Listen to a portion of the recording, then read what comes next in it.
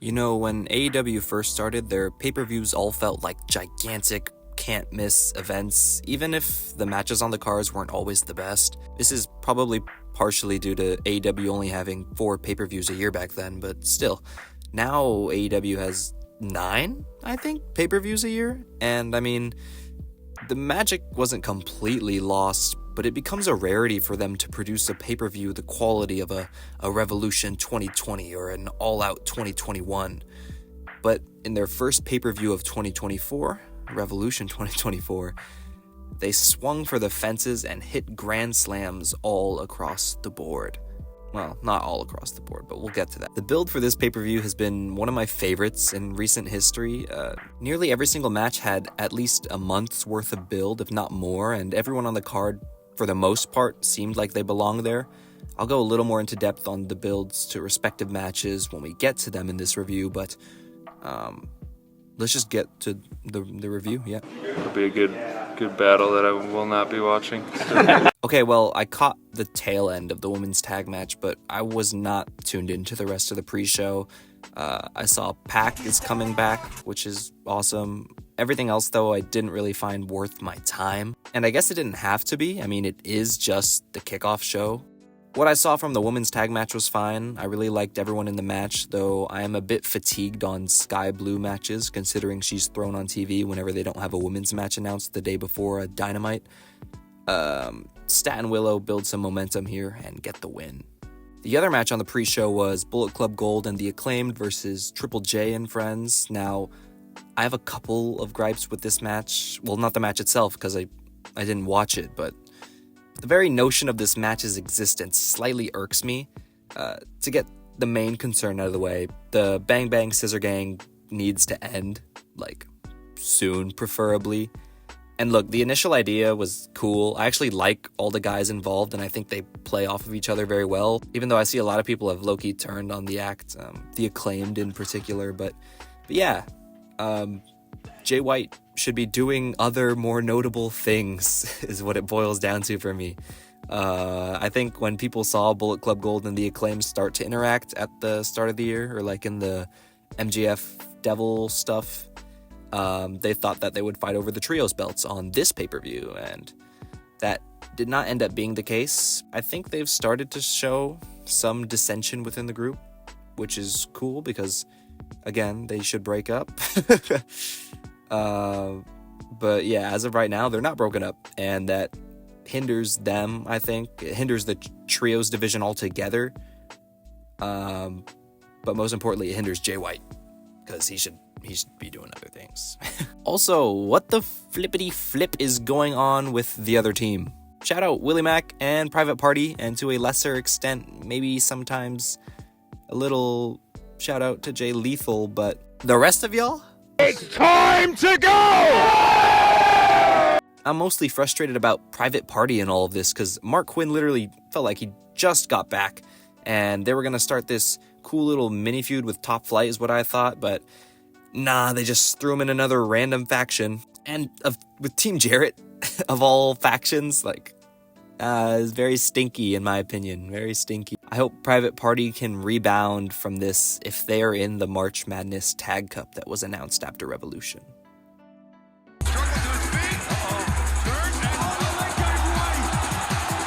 The opener to the main show of the pay-per-view, Garcia came out in awesome new gear, and Christian came out in his silly turtleneck.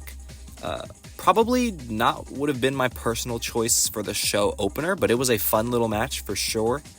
I will stand by the sentiment that Garcia really should have won here. I mean, Christian's TNT title reign has been fun. It's provided us a lot of good moments, but Garcia just feels ready for it, man. At least he does to me. Clearly, AEW don't feel that way yet. I'm not sure where Garcia goes from here. I suppose he could continue gunning for the TNT title because the match did end in Wayne family shenanigans, but yeah, a fun match. Danny really should have won here, in my opinion.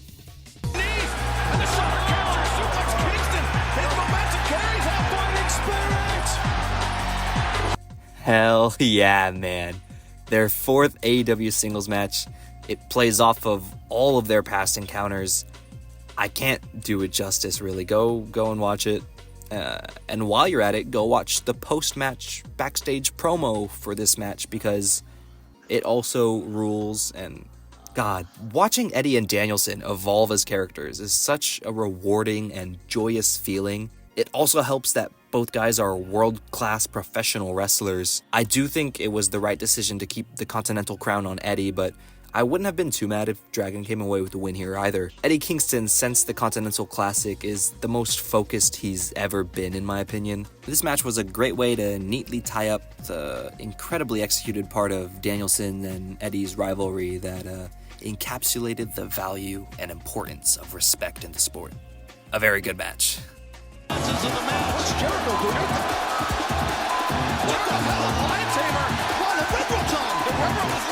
Next was the 8-man All-Star Scramble, and the word All-Star here is in air quotes. I know the originally scheduled match that was supposed to happen instead of this one got scratched, but I think they could have done a lot better when it comes to how they put together this match in its place. First of all, Chris Jericho.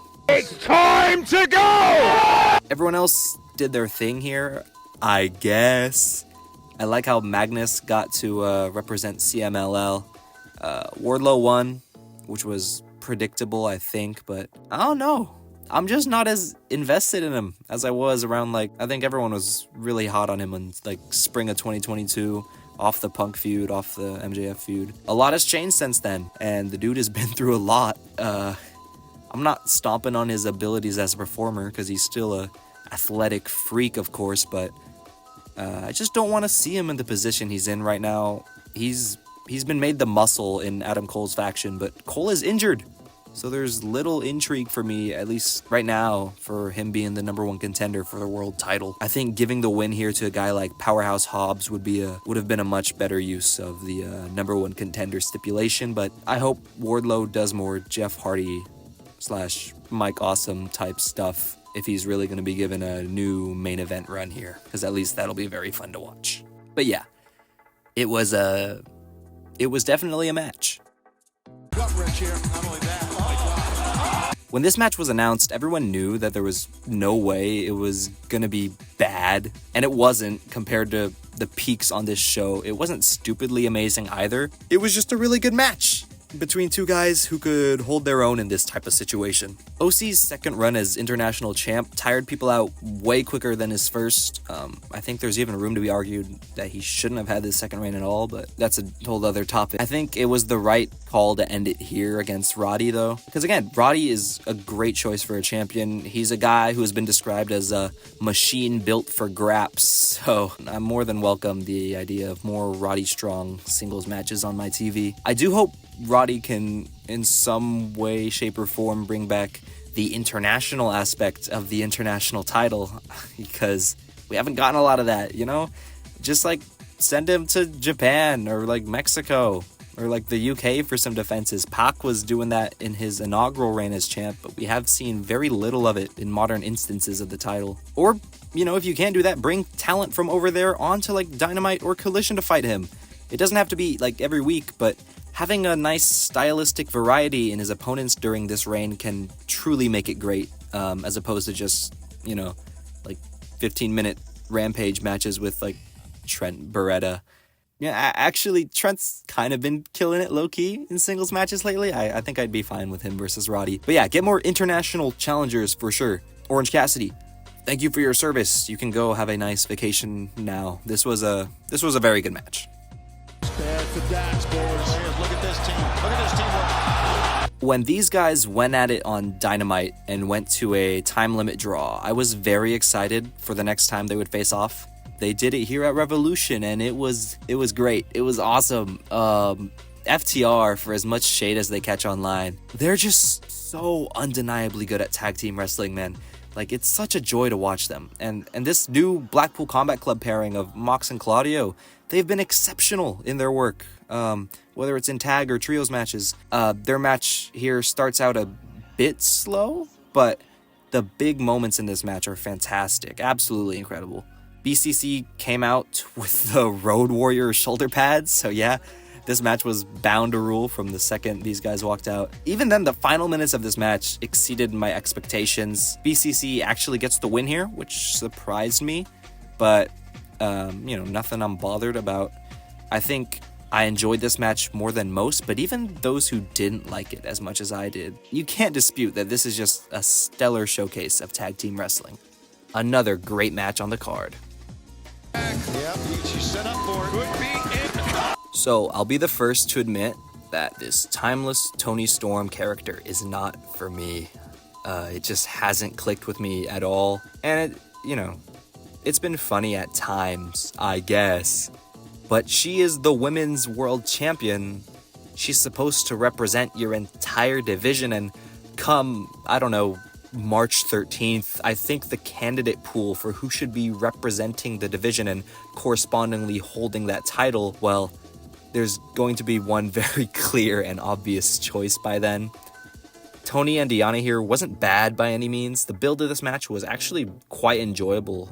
I've really loved more emphasis placed on storylines in the women's division, because for a very long time, it has just been I said earlier, sky blue matches, they just throw people on TV, which is fine, because again, they have a very talented roster. But I'm just not as invested in Toni's performance as a defending world champion, and it kind of brings down my overall enjoyment of this and really any feud she's in.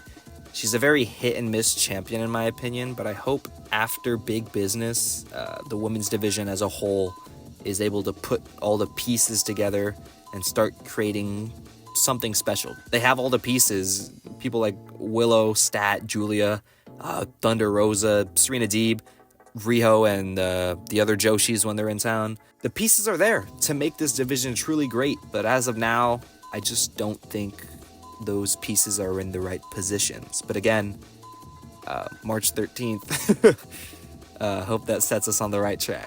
But yes, the imperfections of the women's division show through in this match for me. But again, not a bad match, just not up to the level of other things on this card.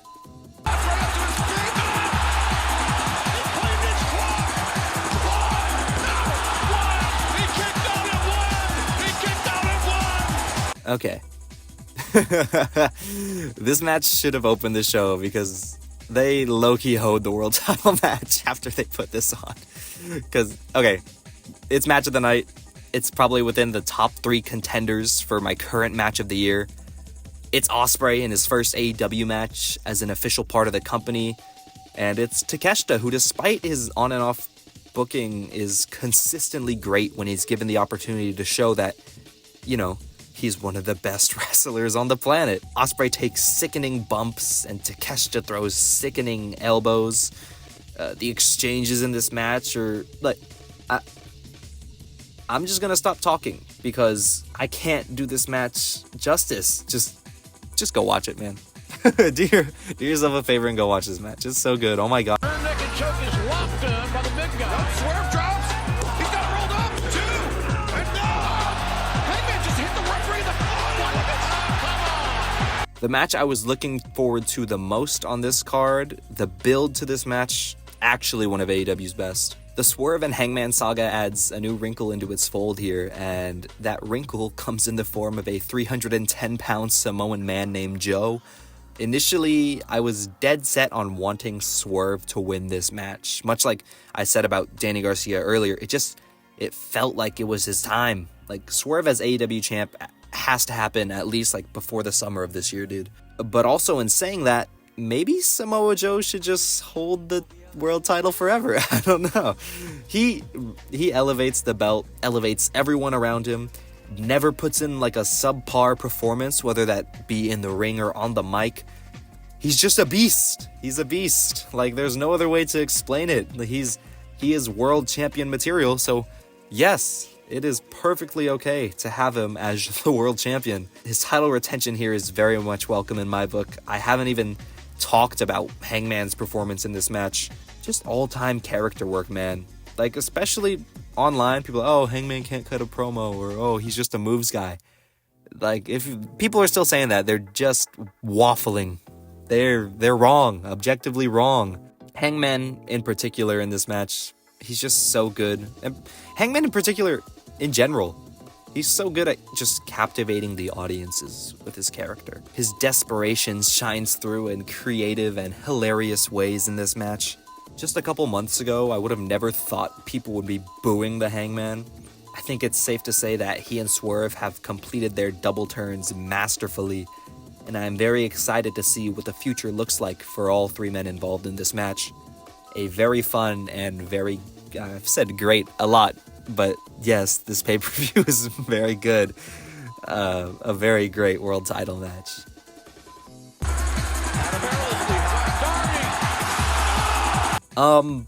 Could have done with a little less Ric Flair, but I understand it is Sting's retirement, so, he's there, I guess. I don't have the same attachment to Sting as older wrestling fans will. Even then, watching that beautiful opening video package for his final entrance, it just gets the emotions running.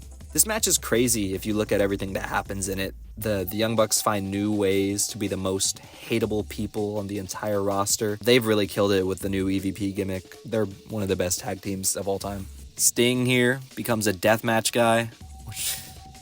Sting's final run, man.